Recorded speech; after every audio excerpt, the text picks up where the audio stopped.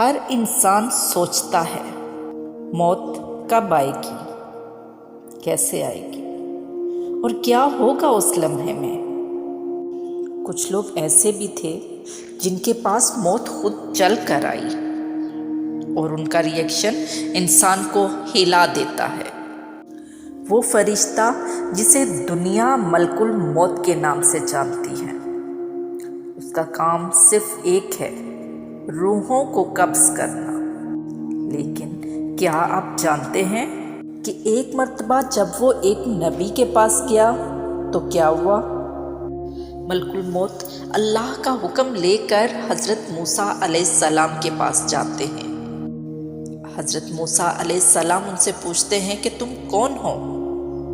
تو انہوں نے کہا، میں اللہ کا ایک بھیجا ہوا فرشتہ ہوں، ملک الموت ہوں اور آپ کی روح قبض کرنے آیا ہوں۔ موسیٰ علیہ السلام اچانک ایک زوردار تپھڑ انہیں مار دیتے ہیں۔ روایات کے مطابق فرشتے کی آنکھ نکل جاتی ہے۔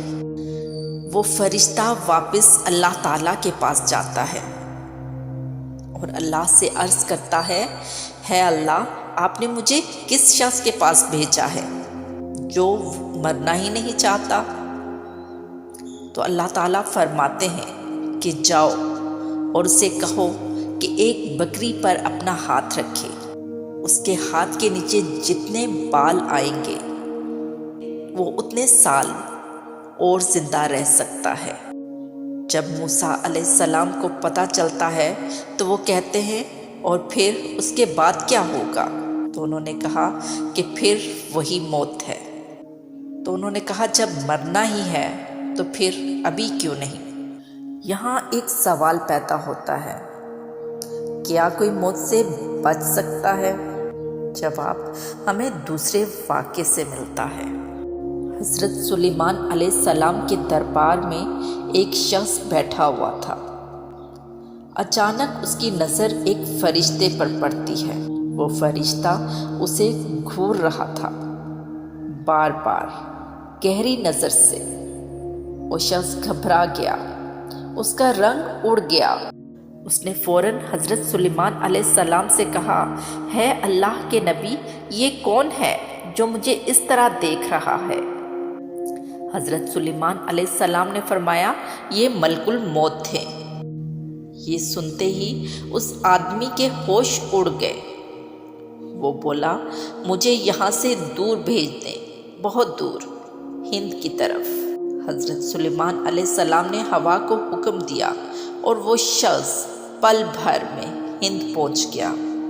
اسے لگا اب وہ بچ گیا ہے، لیکن تھوڑی دیر بعد حضرت سلیمان علیہ السلام نے ملک الموت سے پوچھا، تم اس شخص کو اتنی گہری نظر سے کیوں دیکھ رہے تھے؟